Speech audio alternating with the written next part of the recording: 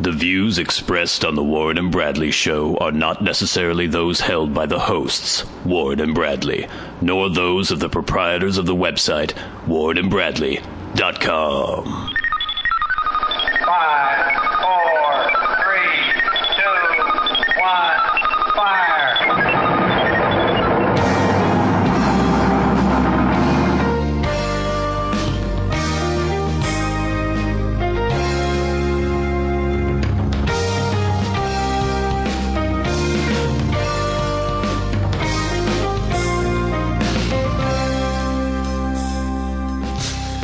Let's make some magic. It is Magic Mike. It's Magic Mike.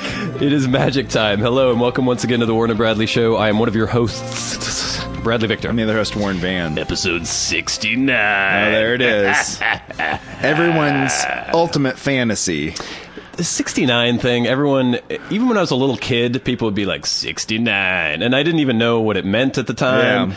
And then I think I remember the time when I actually saw the number 69 written out, and I went, and I put two and two together and realized... I think someone explained it to me. Yeah. But why is this such a social thing where everyone's always 69, 69? Do people ever do a 69? No, I don't think so. I don't Not think in real anyone life. ever does. It's a weird thing to Because do. why would you? Yeah, it's like there's too much going on. It seems like a lot of effort and not a whole lot's really being done. If at you the were in time. some sort of like zero gravity environment, it might be a good thing to do. Interesting. But So you think our astronauts are going to... Now that we have female astronauts with the well, I male think maybe astronauts they were doing it before the female astronauts. Buzz and Neil up there. floating around in the International Space The other Station. guy just watching, just like everything else. You had to watch them walk on the moon. You had to watch them 69. Weird. What was that guy's name? You remember? Nobody remembers his name. Shepard? Something? I don't know. Oh, poor guy. Shepard was an astronaut. I don't know if he was one of the ones Was that the didn't get third to- guy on that I'm trip not to sure. the moon? Yeah. Yeah, it sucks. So he didn't get any of the hot 69 action, didn't get to jump No. out of the capsule.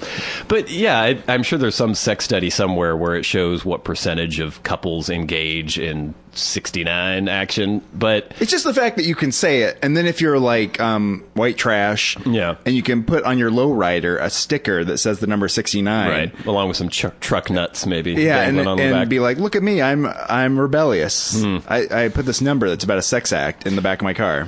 Well, the last time I was out with friends, we were talking about anal play. Maybe next time I should survey everyone to see if they have engaged in a 69. Well, the other night when I was out, our good friend Nate, who's also a listener of the show, was just flummoxed by how naive we were about people's like sexual behavior. Really? And he was also shocked that we didn't know anything about the like male grooming. He's like, it's very common. About the ball shaving? Yeah, all that stuff. Yeah, well, I mean, I know that's the case, but I don't look at a lot of men's genitals, and so I can only go on my own experience, and I have groomed from time to time, but I didn't think it was common for men to take all the hair off. Apparently the it's genitals. common, and we sounded very naive. Huh. What were we naive about sexually? Because we're both men of the world. We've had plenty of experiences. Oh, yeah. I feel like most of our talks about sex things were just like, what's happening? And then we're like surprised, and we like try to figure out what people are doing. Was he surprised about the anal play thing? I don't know. Maybe he has some weird proclivities that he's letting through or something. Well, everybody does that. What are you talking about? Again, you run into the same wall that you always run into with the anal play thing, where it's like, well, tell me more. And people are like, I don't know what you're talking about. Yeah. I don't know, because sexuality is obviously so personal, and I think a lot of people assume that what they do is probably what other people do. But if I were, as we talked about before, if I were having my girl peg me, with a strap on, I would not assume that was something that everyone else was into. I would think that was probably a more aberrant sexual activity. But it's just, that's the distinction between what people actually do and what people feel comfortable about talking about. Yeah. I don't know. I don't think we're naive. I don't know. It's a weird, it's something you are just by nature naive about, I think. I guess. You kind of have to be, unless you're having that conversation with people in a very, out there way where people are feeling very comfortable about revealing their deepest sexual secrets. Talking about feeling comfortable about revealing your deepest sexual secrets, have you ever done the 69 with a girlfriend? Sometime along the way, you know what I mean? Yeah, I'm trying to remember now, and I don't think I can think of a single instance where that took place. I'm not a huge fan of going down there to begin with. I mean, I will if you have to, but... Well, okay. There's a sexual thing. Yeah. You remember there was an episode of Curb Your Enthusiasm? Oh, yeah. Where he was really the talking pubic about hair in the throat. Well, he was talking about how, the guy who was dating Wanda Sykes or something was mentioning how much he was so The into rapper. doing What was that. the rapper's name? I can't remember.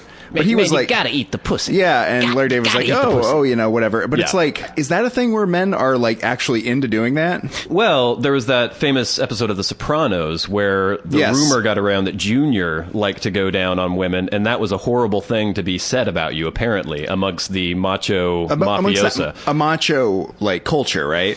But as far as like just like any guy walking down the street, is that like something that he's going to fantasize about sexually doing to someone else? I mean, we're not gangsters, so I don't think our social circle has any sort of... I don't think there's any taboo. I don't think there's any stigma about men doing it. No. I could see people fantasizing about it, maybe just knowing that maybe you're satisfying your woman, because I think men think about that a lot. Oh, is that where that comes from? Maybe. That idea okay. That makes sense to me then. Yeah, you were able to have your girlfriend achieve orgasm through your mastery. Tongue work. Yeah. Yeah. So maybe that's something to brag about. I don't know. I don't know if I've ever heard. Well, it's one thing to brag about it though, but is it something that like sexually excites someone? I don't know. Does it sexually excite you? No.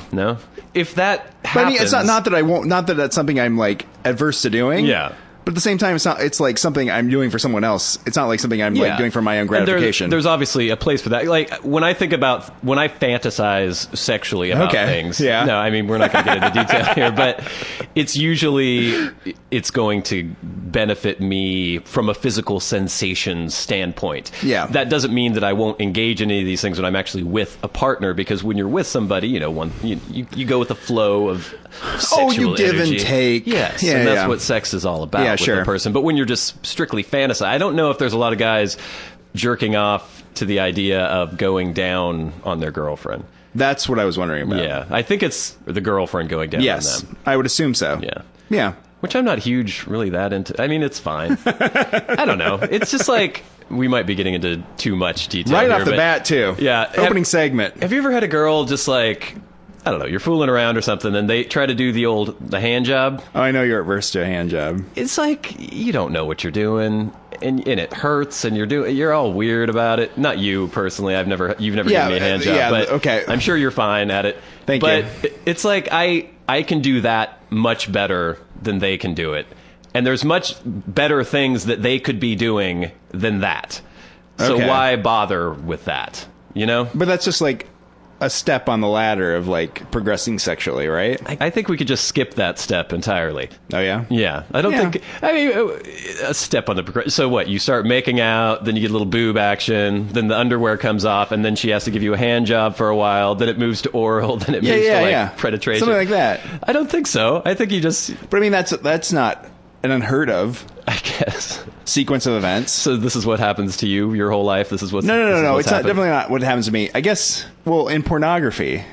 Do people give hand jobs in pornography? No, but there is like a certain sequence of events that people follow, right? Usually. But that's not what people do in real life. That's not what people do. No. Especially like the reverse cowgirl. Then it's all about positions in the pornography. It's like, first we have to fuck like this for a while. Then we'll switch to this for a while.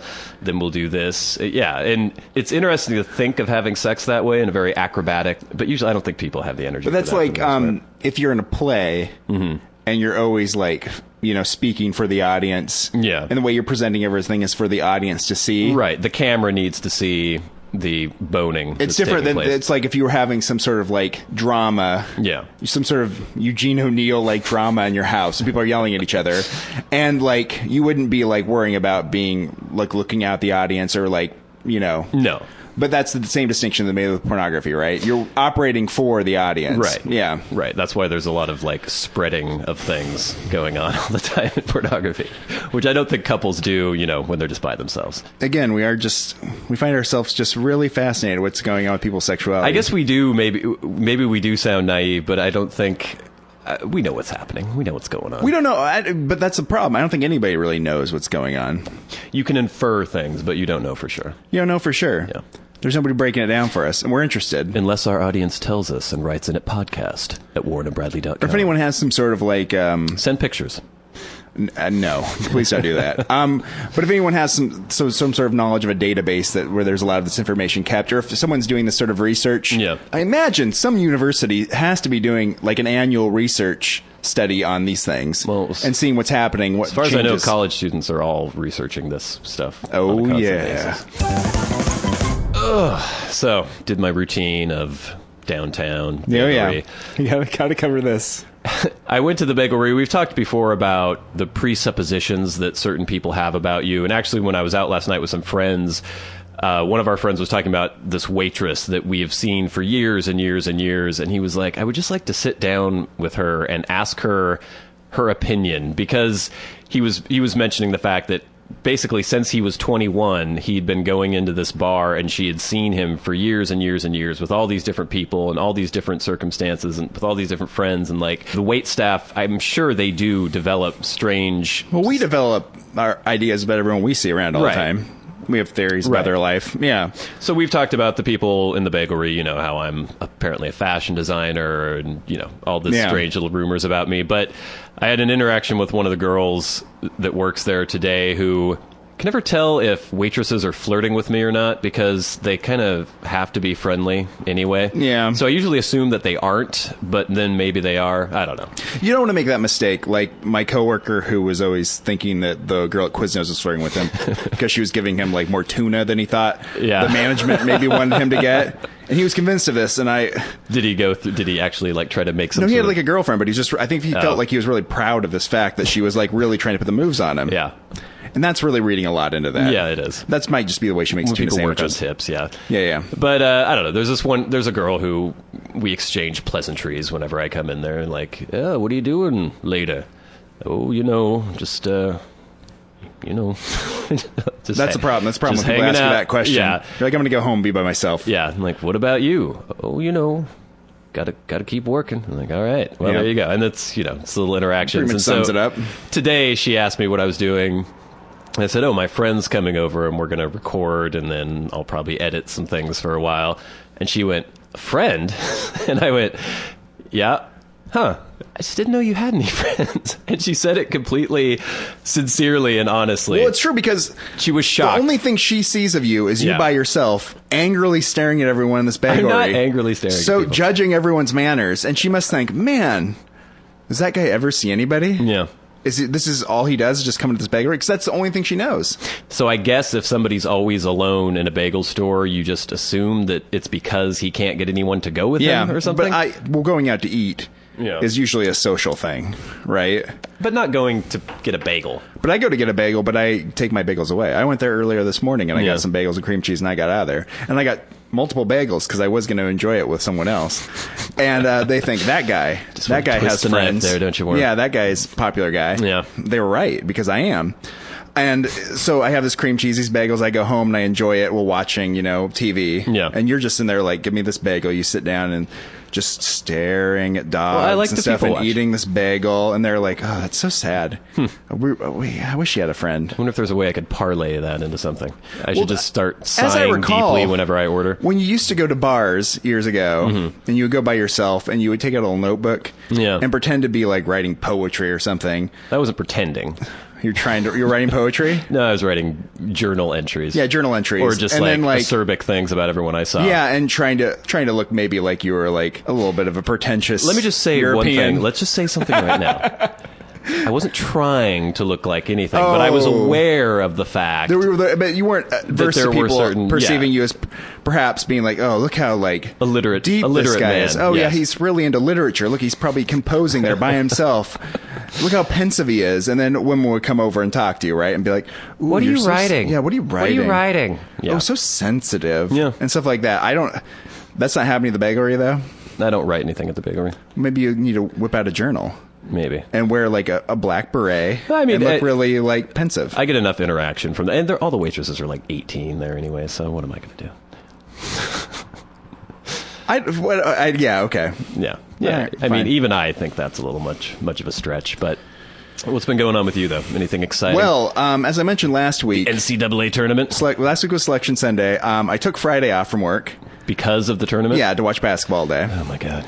And I watch basketball all day on Saturday, and I've been watching basketball all day today, and I will go back to watching basketball after I wrap this up. Okay.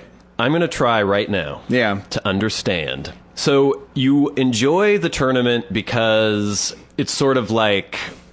No, I don't understand. So what are you getting out of the results of this?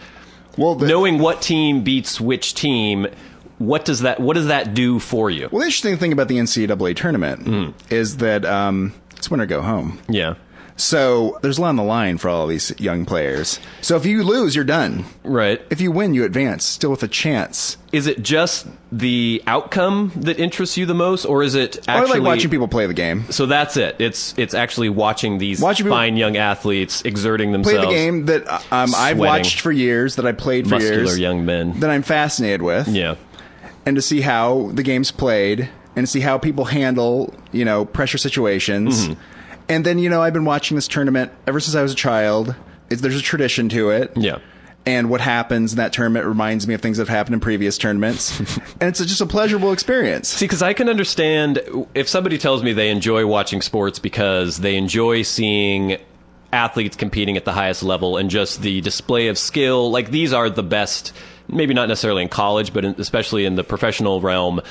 These are the best there is. They're very good athletes, and they're competing, and they're employing strategy to try to beat people in different ways. Different teams have different strengths. And I can understand that just as a display of skill, as a display of excellence. I can understand, okay, I want to watch this. But the idea of caring about the outcome is the thing that I don't understand that much. Because I could watch, occasionally, usually the only football game I watch is the Super Bowl. Yeah. If that. And when I'm watching the Super Bowl, I don't care at all who wins. I still enjoy seeing skilled athletes playing. But the point is that they're trying to do these things to win the game. Yeah. So it's not necessarily, if one team wins or one team loses, it's not emotionally going to destroy me in either way. I'm not necessarily rooting for any team. I'm usually rooting for the lower seeded team to upset the higher seeded team because the upsets are exciting. Yeah.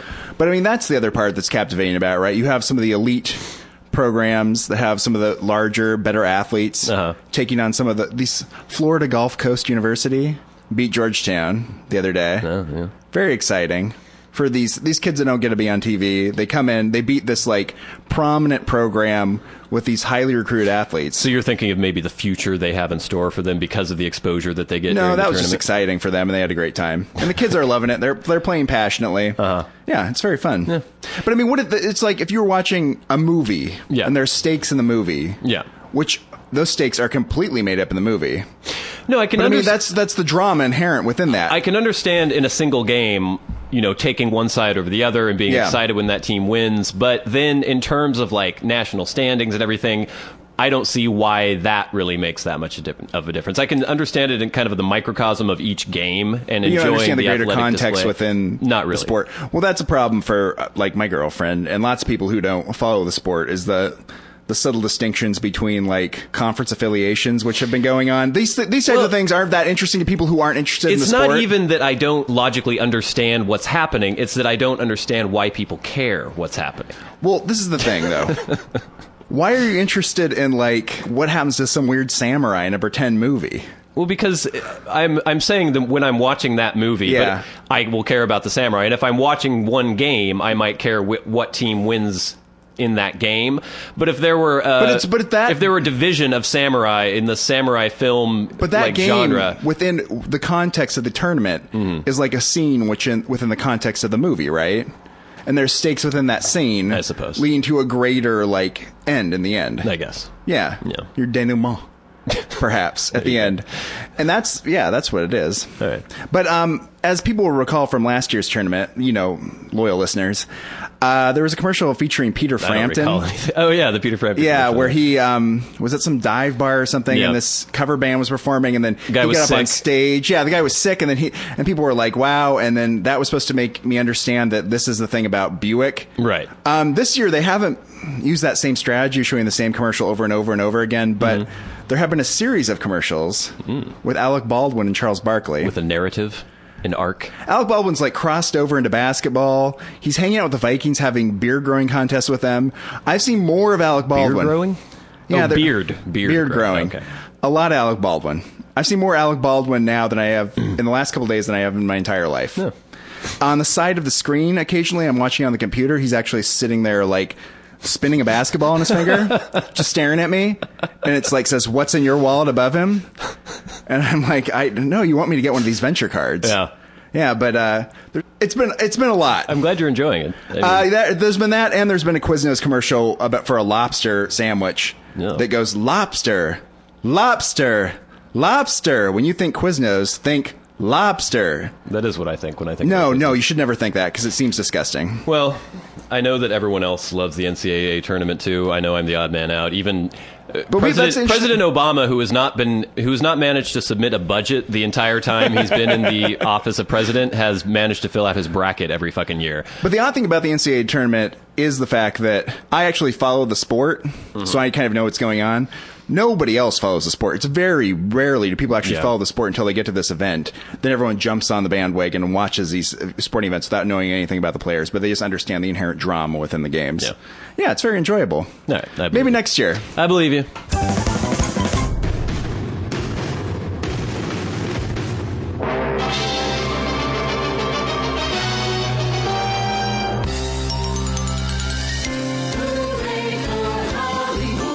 Celebrity Minute on the Warren and Bradley Show.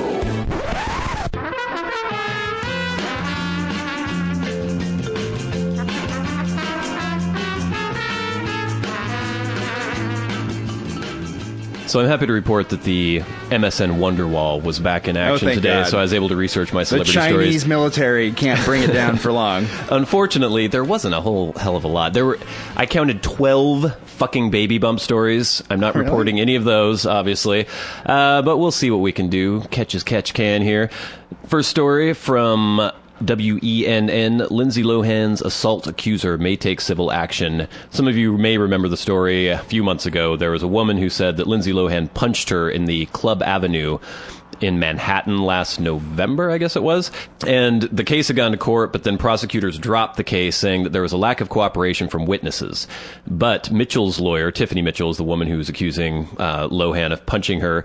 Gloria Allred says that her client won't give up her fight for justice. She tells the New York Post, Tiffany is very disappointed. She is considering all her legal options in the civil justice system because of what she suffered that night. So she's trying to go through with the civil suit. Lohan's attorneys are pleased, and this was basically the last thing on her slate. Okay, because she had pled to all her like crazy driving charges and everything else, and she'd had to go to rehab for a while. I think she still has to serve 90 days in rehab. She has to do 30 days of community service, 18 months of psychotherapy. And then I think that'll take care of all the other legal shit. That was the thing I was going to mention. I don't even remember this one. She punched a woman? Remember that she was trying to get in the VIP section or something? Oh, sure. Yeah. And then she supposedly beat some woman in the face. That's right. Yeah. It makes me. I was thinking of the other time. Didn't she have some like fist fight with a dude in a hotel room a while back? There was a guy who. My understanding of it was that they were screwing in a hotel room. And then he tried to steal from her? I think he was taking pictures. Oh, that's right. And then she was trying to get his phone to delete the pictures or something, and then he choked her. Yeah. And then she was beating him, too. Oh, what a time. But her people are saying that, okay, now, that's it. And now she's on the straight and narrow. All her legal troubles are behind her. That's obviously... that would be wonderful if that was true. Not going to last, I don't think. Here's a story. Oh, good. I love stories.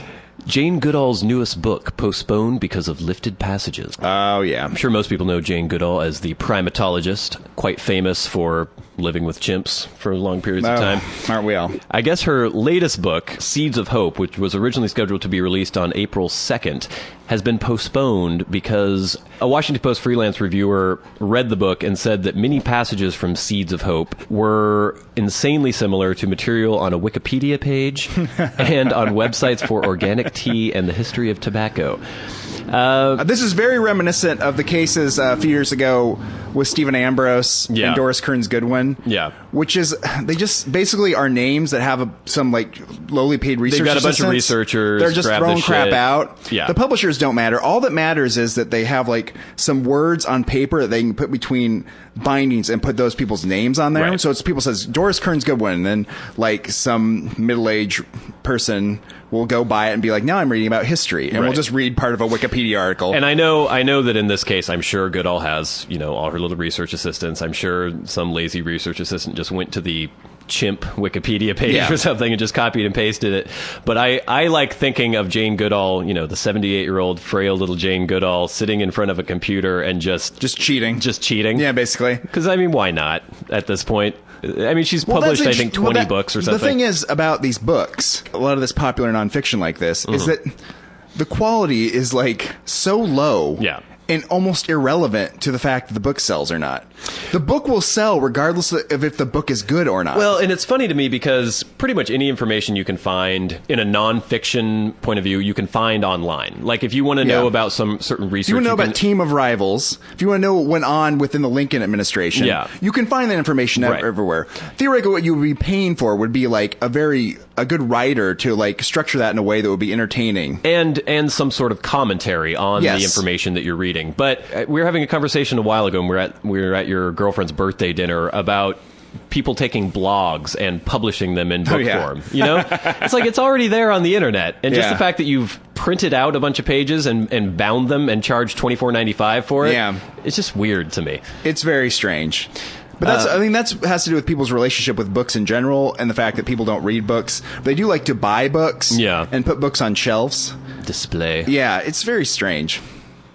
All right, the other week we reported that the Steven Tyler Act in Hawaii that was supposed to control paparazzi taking pictures of celebrities in their private moments, we had reported that it had passed, and according to the story we had read at the time, it seemed like it had. That being said, we did get it off the Wonderwall, right? We did, but now... Also off the Wonderwall, but from the Associated Press, apparently the act has stalled completely and has no chance of passing. Oh, really? Yeah. I don't understand where the confusion was, but I guess, Steven Tyler, if he gets in another bongo circle with his junk hanging out, he's going to still have to deal with paparazzi. I wonder what sort of political alignment is keeping that from being passed, or what's happening there. Apparently... There's zero support for it within the House in Hawaii. Oh, how about that? And I guess the large media lobby really came down hard on it because they're is that what it is? Because I was wondering, like... Yeah. They're worried about, what we had mentioned before about free press and such sticky issues so like we'll hopefully be able to see Steven Tyler's balls jangling around. We can hope. Yeah. Recently, the Library of Congress added 25 more recordings to its registry of songs, audio recordings that are considered important for preservation. Yeah. But just some of the things in here. There was The Twist by Chubby Checker. Sounds of Silence by Simon and Garfunkel. The entire album, I guess. Yeah. Dark Side of the Moon by Pink Floyd. Ramones by the Ramones. Yeah. Saturday Night Fever, the Bee Gees. What does it mean when they preserve these? Well, it's interesting because if you think about it, like, does this mean that things will just disappear gradually unless they're preserved by this government body? Does it mean that they get a compact disc and put it in there, or are they taking the original masters of these recordings and preserving them?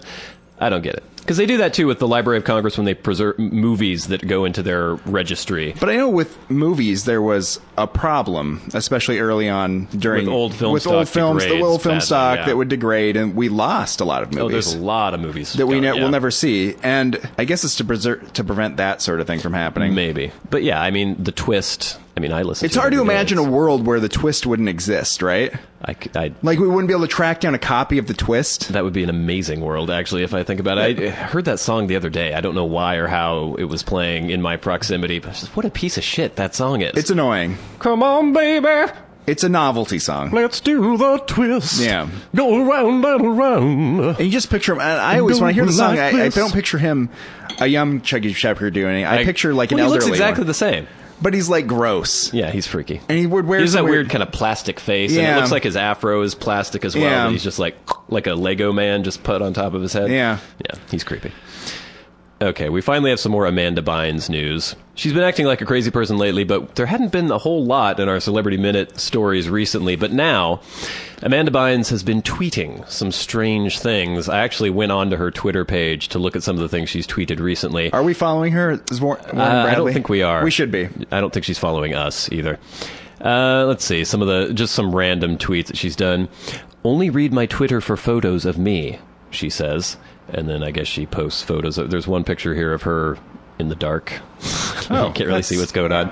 She has another tweet that says socks. Picture of socks. Another one, poorly lit pictures. Another one that says, I created the phrase LLY and LOL. Proud. I think she's lying. If I'm not following you on Twitter, I hate you. Oh. So she hates us, apparently. She posts a lot of pictures of herself. I guess she has 2 cheek studs now. I didn't realize that. They're like matching. Yeah, it's creepy. She looks like a clown. And then, famously, I don't know, it was last week or something, she tweeted something about Drake saying, I think Drake is a hot fellow. Yeah. I guess Drake never responded, and so she felt a little vexed by this. So now she's upped the ante a little bit and has now said, I want Drake to murder my vagina. Yeah. Now, I'm assuming that means she wants him to have sex with her. Yeah. Would that be the interpretation you would make that for that? probably. Yeah. I think that's what she's going for. Yeah. As far as I know, Drake has not responded or... I recommend that Drake steer clear. Yeah. Would you murder her vagina if she asked you to? Or... No. You imagine spending any time with this person? No. And the thing is, she's not even that good looking at all. No. And so it's one thing if you're flighty and obnoxious and just ridiculous, but you're hot, then you can kind of put up with that. And if I were Drake, maybe I would murder a vagina, even if I didn't want to hear anything that was coming out of the mouth that was attached to the vagina. Yeah. So even though we're all amused by Amanda's erratic behavior, apparently her family is getting a little worried.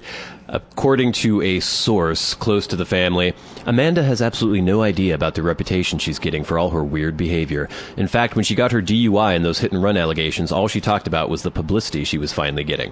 So this is just her saying, look at me, pay attention to me, over and over. And it's weird that she's retired as an actress and supposedly says that she doesn't want to be in the spotlight anymore, but then... Yeah. It's just so... Obviously, she needs the attention. Just such weird adolescent behavior. How old is she? 25? She can't be very old. 24? She's got to be pretty young. I don't know. Yeah, it's not going in a good direction, definitely. I guess that's it for Celebrity Minute on the Ward and Bradley Show. What a conclusion. Yeah. There's no more stories? No more stories. Are you sure? There's nothing. Is there another story? Absolutely nothing, unless you want to talk about a lot of different baby bumps and bikini bodies, and I don't think we want to get into that. No.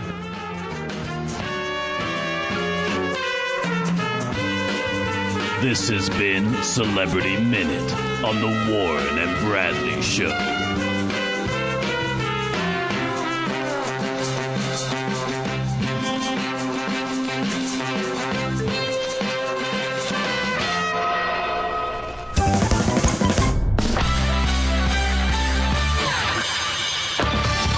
They wander the streets, scavenging for loose change and discarded cigarette butts. Fair $1. And give me a motherfucking cigarette. I ran out of gas ways back. Got me that. You smoke weed, don't you? Good in the car. I could use some change. They may be mentally unstable and deserving of our charity, but that doesn't mean they can't be selected as the Warren and Bradley Show Street Freak of the Week.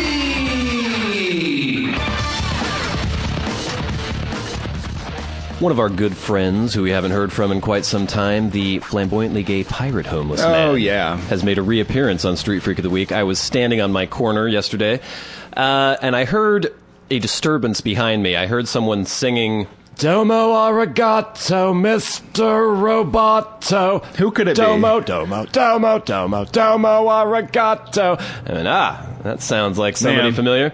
Turn around, and flamboyantly gay pirate homeless man was sort of traipsing through the intersection against the light.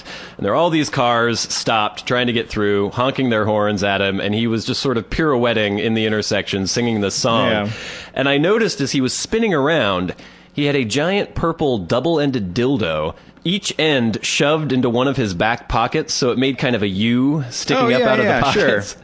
And so at one point, as he was, Domo arigato, he took the dildo out and started twirling it about like a mace. Yeah. So I'm watching this display going on. There's all this traffic, like honking, going crazy. Some people are just kind of like squealing by him, trying to get through the intersection.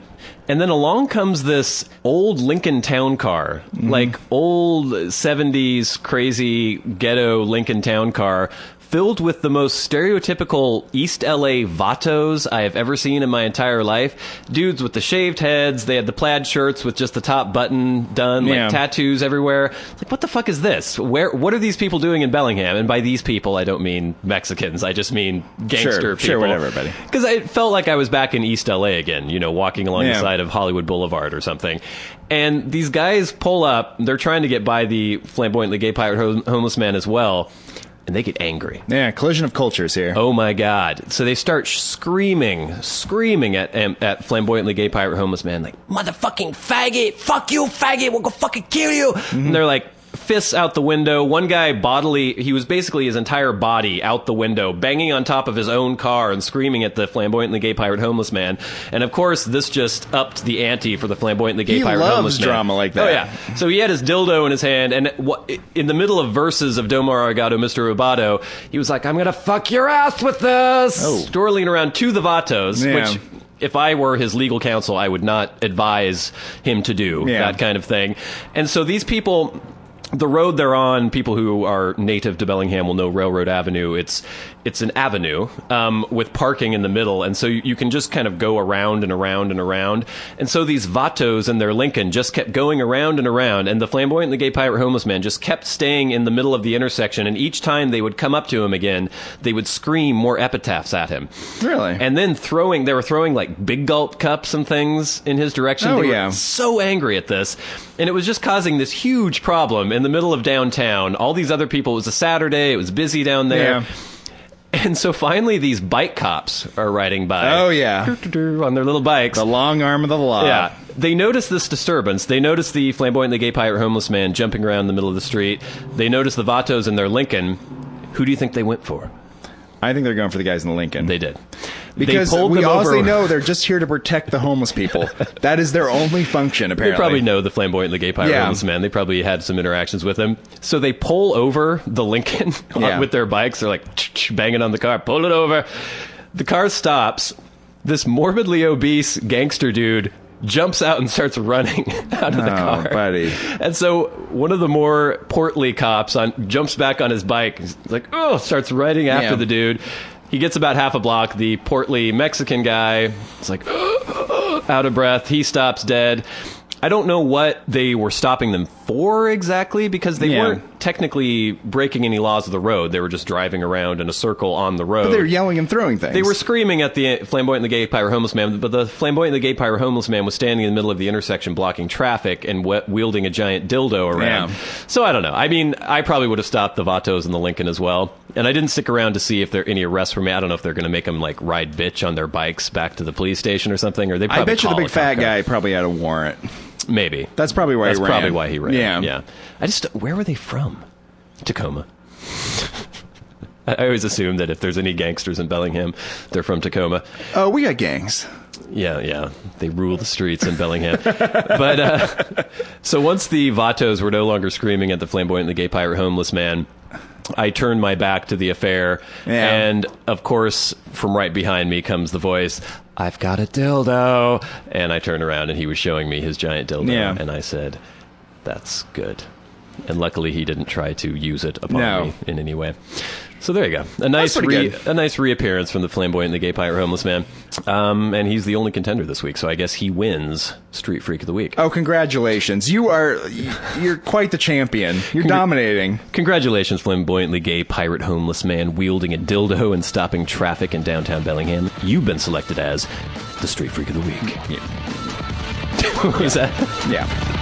Our hats are off to you, Mr. Homeless Man, because you've been selected as the Warren Bradley Show Street Freak of the Week.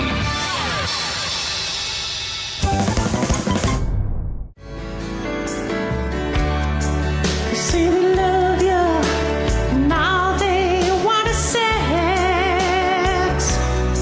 but then they leave you when you gain a little weight, but it's not your fault, 'cause sodium makes you retain water. Oh, they never want to listen when you talk about the girls at work you hate.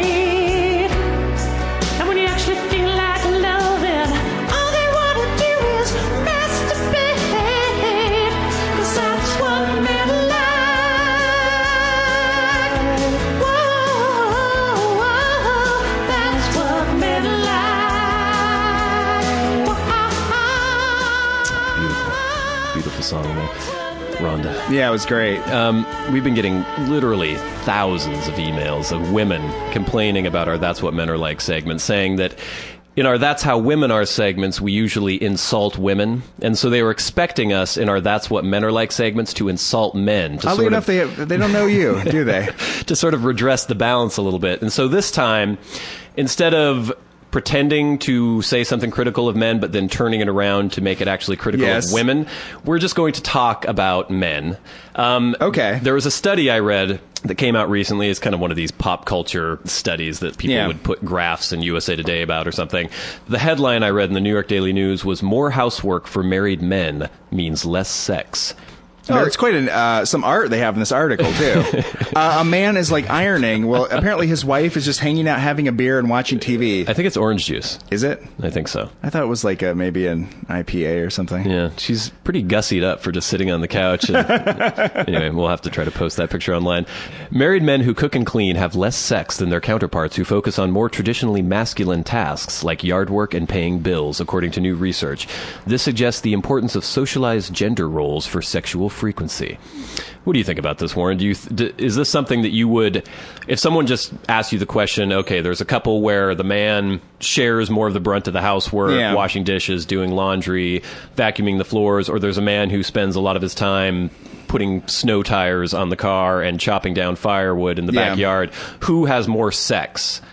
Who would you think? The firewood chopper. You would think But the other thing I also think, we've talked about prisons before. Yeah. And about the angry, vile, all id-driven men who are in the prisons can't go a day without having sex and just have sex with whoever's around at any time. Yeah. And I think that's just... Even if it's a little Puerto Rican guy.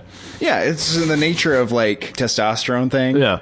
It's just like... So if you're doing something subtle that doesn't have to do with you using a lot of physical labor or using a lot of, like, strength physically to do things, I think... those people are going to just have less sex. So are we doing the chicken or the egg here? So do you think the man who does more yard work, do you think the yard work is inciting his sexual appetite? Or do you think the fact that he is doing yard work to begin with means that he has more of a sexual appetite? That's what I think. You think that? I go with the latter. And do you think that, is it possible that men who have been, cowed by their women into doing how... This is what we're turning it into? No. Okay. The men who, if you have a wife who's like, you need to clean the house, and he's like, all right, I'll do it. Do you think that that's leeching his vital male essence out of him? No, I don't. Well, or do you think that just the fact that he agrees to do such Yeah. things? It's the fact that, like, if he agrees to do that, and if he's less assertive about what he wants to do, or if that's the thing he wants to do, he's going to be the kind of man that probably has less sex generally. Or do you think that maybe as, a good turn for his spouse, a man decides, you know what, I'm going to try to do more housework, I'm going to try to help her out a little bit. He starts doing these things, and do you think the woman coming into the living room, finding her man in an apron, mopping the floor, do you think maybe she is less likely to want to have sex with that man than the one who's out chopping firewood? I don't think that so. No? You think that's what's going on? I don't know. You think that the wife who's in her house, she looks outside and she sees her man in, like, flannel shirt, sweating, like chopping firewood, is going to be more sexually available than the woman who sees the man in the house, like, doing ironing? When she sees the emasculated little pussy that she's made out of him, she's like, God, I don't want to have sex with that anymore. I think a lot of this stuff, we try to pretend that the symptoms of something are the cause. Right. I know in education, one thing that always bothers me, that drives me absolutely insane, is the thing where we talk about how schools are failing children. And, it's like, oh, look at these schools in these areas that are really bad. Yeah. And these affluent areas have much nicer schools. If we can only switch to schools, the people in the poor areas would be better. Well, it's like... It's the families of the poor people. It's the families of the poor people. They're disadvantaged. The kids are getting less education before they get to school. They're in a less structured. They're in a less structured environment. So even if you bus those children from the inner city into these affluent schools, they're not those schools will suddenly become low-performing schools. Yeah. And the schools in what were lower performing schools before will suddenly become better because of the children they have are a little bit more apt to learn and to test better. So I tend to agree with you in terms of this study as well. Like the men who are doing more traditionally feminine jobs are probably just less likely to be aggressively pursuing sex with their spouse. I don't think if you take the same man and put him in a situation and he ends up ironing because he has to iron, because let's say his wife is like awful or something, or I don't know why everyone's ironing all the time, but this is what he's doing. He's ironing and stuff. I don't think that man, his sex drive is going to shrivel up because he's ironing. Well, I can definitely say in my life, if I'm a case study in this, I do a lot of traditionally female jobs because I live alone. So I have to do, I do my dishes, I cook, I clean. Just the other day, my neighbor came over to borrow some DVDs, and I was on my hands and knees washing my floor. And she was like, "Why are you doing that?" I said, "Because it was dirty." You're washing your floor? Yeah. I got to mop and clean and do it. Why don't you just sweep it up or vacuum because there's still dust, Warren. It's gross. So anyway, and I hardly ever have sex. But you desperately want to have sex. I do. So I guess it has less to do with drive. Okay, I'll say this about this. Yeah. Here we go. You may want to have sex, but you're not... What I should do is just go out into people's backyards and start chopping wood. Well, maybe if you became a high-powered CEO, a captain of industry in some way... And then women would be throwing themselves at you, and you would probably have more sex. That's possible. But you seem to still have the same... We're saying that person has the same sex drive as the person that has it now. You're just not... The women just aren't around because you're at home, like, cleaning your floor. Yeah. Doing feminine activities. It's interesting because I looked up a few other studies, because the whole idea of, the way men think about sex, the way women think about sex, we have certain preconceived notions, like apparently men are just constantly thinking about sex. Yeah. Actually, I was just thinking about sex right there. So maybe that's actually true. true. Do that after the podcast. I don't want to be around you when you're doing that. But there was another study that I think came out last year that apparently men want cuddles more than the women do in relationships. And this kind of goes counter to what we think. Men need to cuddle to be happy in a long-term relationship, while women prefer to have sex, a new study finds. This is from the Telegraph in the UK. Yeah. Acts of affection like hugs and kisses were more important to men than women, researchers found. And for women, sex tends to get better over time after a couple has been together for 15 years. Researchers surveyed over 1,000 couples from 5 different countries who had been in relationships for between 1 and 51 years. The participants aged between 40 and 70 were asked how many times in the past month they had kissed, cuddled, caressed, and made love with their partner. Men who frequently reported kissing and cuddling were 3 times as happy on average as those who had less snuggling with their wives or girlfriends. Okay, you idiots. This is the same goddamn causation thing. If you're in a happy relationship with someone you want to you're going to be kissing and cuddle, cuddling. you're going to be happier.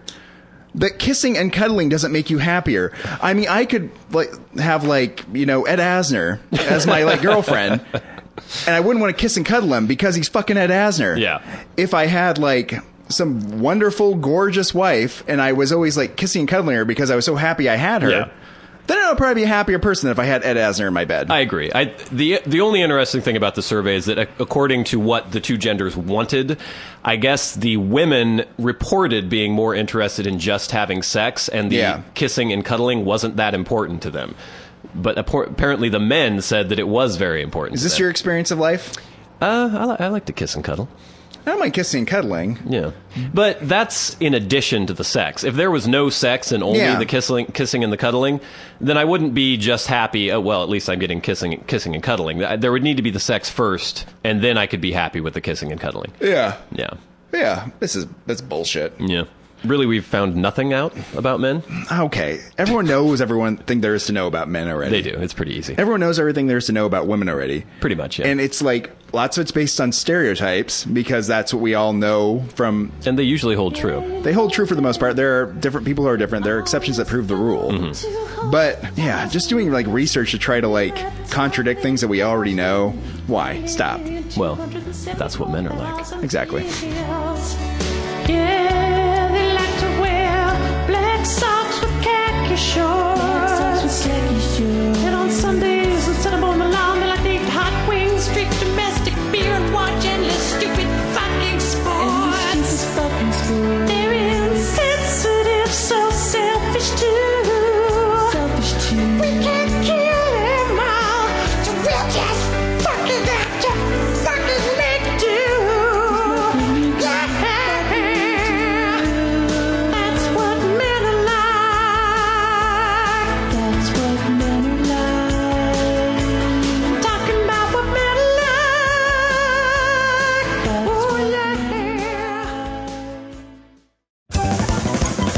So on Friday, I'd been home all day, of course, watching basketball. The girlfriend had been at work, and she came home, and I was like texting with her, and I was like, "What do you want to do for dinner?" And she's like, "I've been working all day.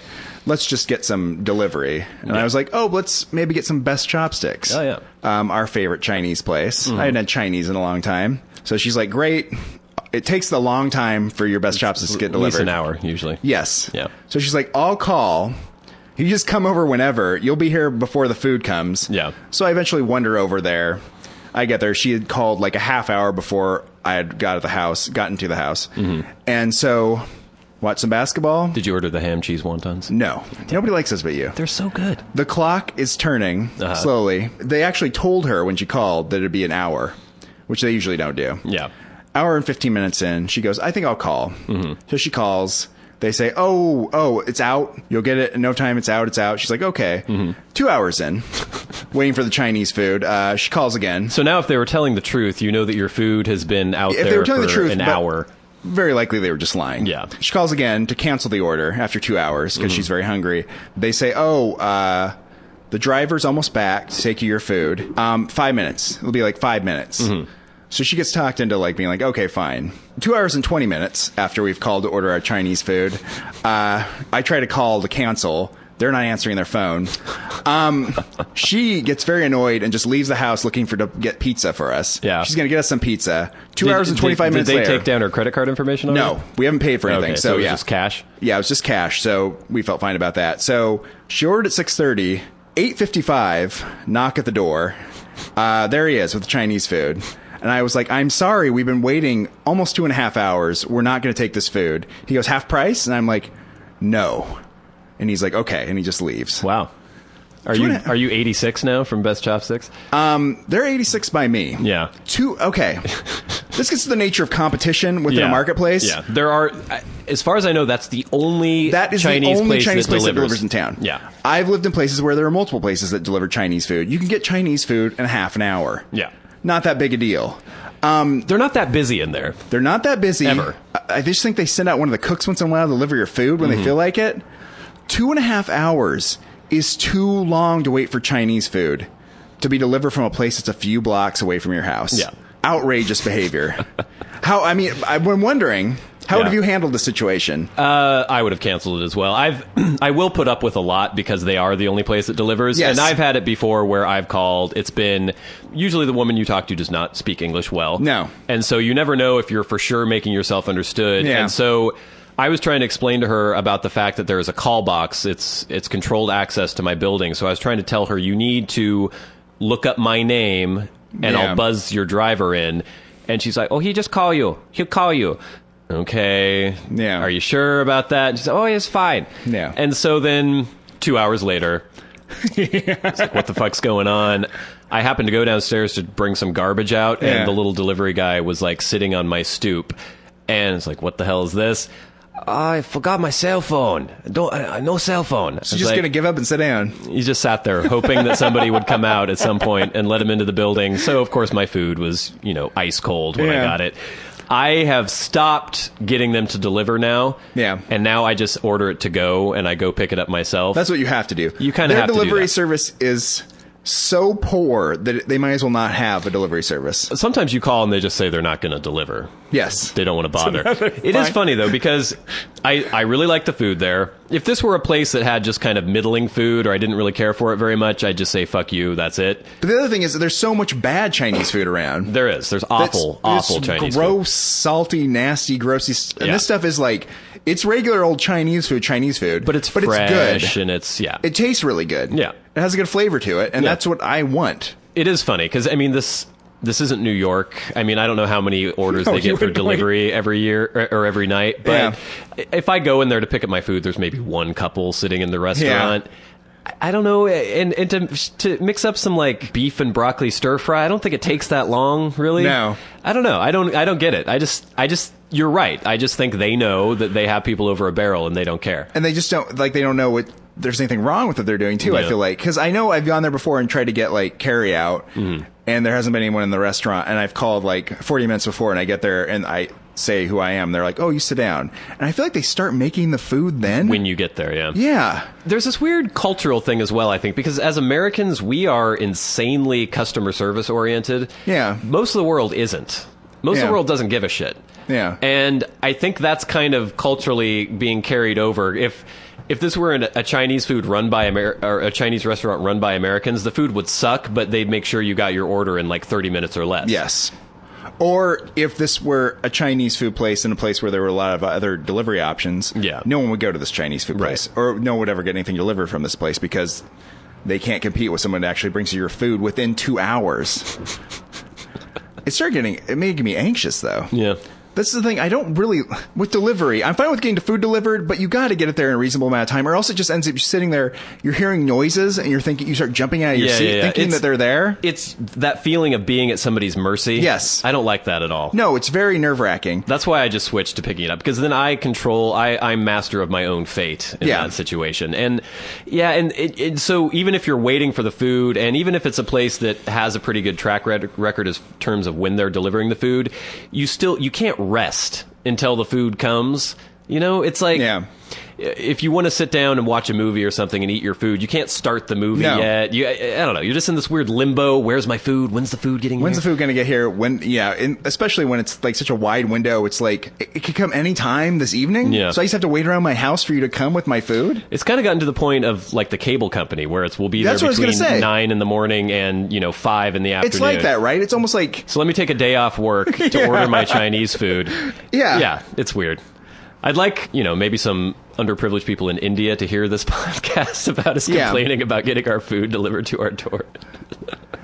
It's true. It is a first world problem. It is. But at the same time, it's like, that's what I'm paying you for. Yeah. You know what I mean? Well, and then if I just need nourishment, I just make myself something and eat it. And then the fact that the delivery guy is there, you feel like you have to tip the delivery guy, but when you've been waiting for 2 hours, is it his fault that you've been waiting? No, that's the weird thing about that too, right? Yeah. Because it isn't his fault, probably.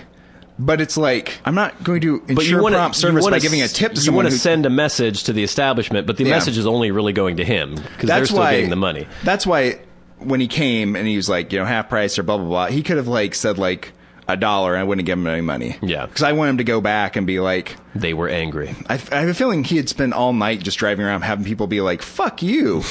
I called this in the afternoon and it's the middle of the night now. I'm not going to pay you for this food. Mm-hmm. Yeah. Yeah. That's a shame. It's a real shame. All right. Now that we've put that to bed, I think that's enough time for the Warren and Bradley Show this week. I've been one of your hosts, Bradley Victor. I'm the other host, Warren Van. Saying, give me my goddamn Chinese food in a prompt manner. 5 minutes. This has been the Warren and Bradley Show, brought to you by Warren Van and Bradley Victor. For podcast news and information, like the show on Facebook at facebook.com/Warren and Bradley. Follow the show on Twitter at Warren and Brad. Subscribe on iTunes and leave a review. For episode archives and episode pictures, go to warrenandbradley.com, and to contact the show, write to podcast@warrenandbradley.com.